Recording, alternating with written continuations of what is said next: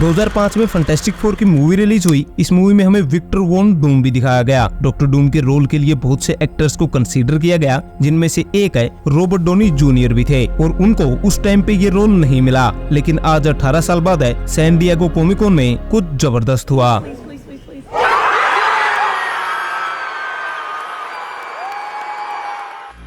MCU का Tony Stark है, जो कि इन्फिनिटी सागा का सबसे बड़ा हीरो था, वो वापस आ चुका है मल्टीवर्स सागा का सबसे बड़ा विलन बनने के लिए। लेकिन आप सोच रहे होंगे कि आयरन मैन डॉक्टर डूम कैसे बन गया और मल्टीवर्स सागा का मेन विलन तो कैंग द कॉन्करर होने वाला था, उसके साथ क्या हुआ? साथ ही अवेंजर्स डूम्सडे क्या होगी? क्या सीक्रेट वॉर्स में भी आरडीजे का डॉक्टर डूम दिखेगा? और मार्वल क्या बड़ी प्लानिंग कर रहा है आरडीजे को वापस लाकर, वो भी विलन के रोल में।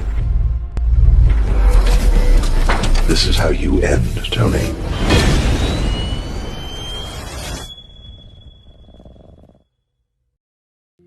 अब डॉक्टर डूम पे जाने से पहले कैंग द कॉन्करर की बात कर लेते हैं कि आखिर उसके साथ क्या हुआ, क्योंकि मार्वल ने पहले ये अनाउंस किया था कि Kang the conqueror he multiverse saga का मेन विलन है और लोकी के सीजन 1 में इसे अच्छे से सेटअप भी कर दिया गया था। लेकिन मार्वल को जो डिसअपॉइंटमेंट एंटमैन 3 से मिली, साथ ही जोनाथन मेजर के साथ रियल लाइफ में जो कुछ भी हुआ, उससे मार्वल ने अपना प्लान थोड़ा बदल लिया। एक्चुअली यहाँ पूरे प्लान को ही बदल दिया गया। अब कैंग को टीवी संभाल रही है और वो उतना बड़ा खतरा नहीं है, जबकि मल्टीवर्स सागा के लिए सबसे बड़ा खतरा अब डॉक्टर डूम को दिखाया जाएगा। अब आरडीजे कैसे और क्यों इसे प्ले करेंगे, इससे पहले जानते हैं कि एक्चुअली डॉक्टर डूम कौन है। अब विक्टर वॉन डूम लेटवेरिया नाम की एक जगह पे पैदा होता है। विक्टर अपनी अर्ली लाइफ में ही पेरेंट्स को खो देता है, लेकिन अपनी सुपर इंटेलिजेंस और तेज दिमाग के चलते उसे न्यूयॉर्क की एक यूनिवर्सिटी से स्कॉलरशिप मिलती है, जहाँ पर वो अपने ही लेवल के एक और बेहतरीन साइंटिस्ट से मिलता है। उनका नाम होता है रीड रिचर्ड। ये दोनों मिलकर साइंस के लिए बहुत सारे इन्वेंशन करते हैं, लेकिन यहाँ एक बड़ा डिफरेंस होता है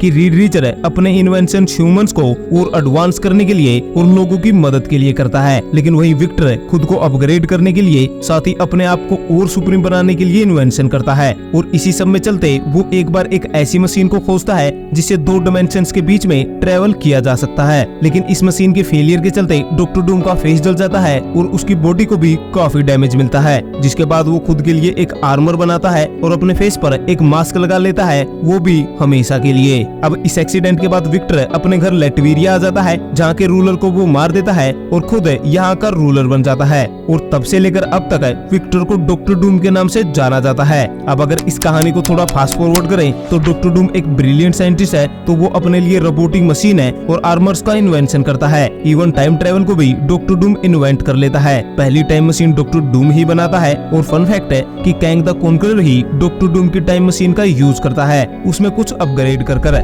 अब अगर कॉमिक बुक को थोड़ा साइड करें और एमसीयू में आए तो आरडीजे, जो कि सेक्रेट टाइमलाइन है यानी एमसीयू पर Tony Stark AKA Iron Man है, तो वहीं किसी अल्टरनेट यूनिवर्स में वो डॉक्टर डूम बन चुका है। हो सकता है कि टोनी स्टार्क है वहाँ पर इवल आयरन मैन बन गया हो, जिसे अब डॉक्टर डूम के नाम से जाना जाता है। ऐसा हम पहले भी देख चुके हैं, जैसे डॉक्टर स्ट्रेंज जिसके पास डार्क होल्ड होती है, वो एक इवल और विलन कैरेक्टर होता है, जबकि एमसीयू का डॉक्टर स्ट्रेंज एक हीरो है। ऐसा ही सिमिलर केस माइल मोरेलस के साथ भी हुआ। तो ऐसा हो सकता है कि एमसीयू में अब आयरन मैन जिंदा नहीं है, लेकिन किसी दूसरे यूनिवर्स में एक इवल आयरन मैन एग्जिस्ट करता है, जो कि पूरे मल्टीवर्स के लिए खतरा बनने वाला है और उसे डॉक्टर डूम के नाम से जाना जाता है। इवन मैं आपको बता दूं कि एमसीयू और कॉमिक्स में ऐसा कहा जाता है कि टोनी स्टार्क को हावर्ड स्टार्क ने अडॉप्ट किया था। टोनी स्टार्क हावर्ड स्टार्क का रियल सन नहीं है, तो शायद इस थ्योरी का यूज किया जाए और बताया जाए कि what if Howard Stark Tony Stark को कभी अडॉप्ट करे ही ना, तो वो उसके बाद डॉक्टर डूम बनेगा। ऐसा दिखाया जा सकता है कि हावर्ड स्टार्क ने एक छोटे बच्चे को अडॉप्ट किया था, वो भी लेटवेरिया नाम की एक जगह से। तो हो सकता है कि दूसरे यूनिवर्स में ऐसा दिखाया जाए कि उस दिन हावर्ड स्टार्क ने उस बच्चे को अडॉप्ट किया ही नहीं, जिसके बाद वो बच्चा एक अलग तरीके से बड़ा हुआ और आगे जाकर वो एक हीरो नहीं बल्कि विलन है डॉक्टर डूम बन गया। साथ ही जैसा मैंने पहले बताया कि डॉक्टर डूम ही कॉमिक्स में पहली बार टाइम मशीन बनाता है और आयरोनिकली टोनी स्टार्क ही एमसीयू में पहली बार टाइम मशीन बनाता है। तो ये सिमिलरिटी कहीं ना कहीं इन कैरेक्टर्स के कनेक्शन को बिठा रही है। खैर मूविंग ऑन, ये बात तो हुई कि कैसे टोनी स्टार्क डॉक्टर डूम बनेगा। अब अगर बात करें कि आखिर मार्वल क्या खिचड़ी पका रहा है, आई मीन वो डॉक्टर डूम को लेकर क्या प्लान कर रहा है, वेल जैसा कि नेक्स्ट अवेंजर्स मूवी का नाम है अवेंजर्स डूम्सडे, यानी इसमें हमें पहली बार डॉक्टर डूम को फुल फ्लैश दिखाया जाएगा। जैसे इन्फिनिटी वॉर में थैनोस की बैक स्टोरी और बाकी सब कुछ दिखाया गया था, वैसे ही अवेंजर्स डूम्सडे में डॉक्टर डूम की पूरी कहानी को दिखाया जाएगा। और कॉमिक्स में डॉक्टर डूम सीक्रेट वॉर्स का भी मेन विलन होता है, लेकिन एमसीयू की सीक्रेट वॉर्स मूवी में आरडीजे का डॉक्टर डूम दिखेगा, ये ऑफिशियली कंफर्म नहीं किया गया है। हालांकि ये कंफर्म हो जाएगा, क्योंकि अगर वो डॉक्टर डूम को ला ही रहे हैं और वो भी आरडीजे जैसे एक्टर के साथ है, तो आई थिंक सीक्रेट वॉर्स को भी डॉक्टर डूम ही रूल करेगा और कॉमिक एक्यूरेसी को यहाँ बनाए रखा जाएगा।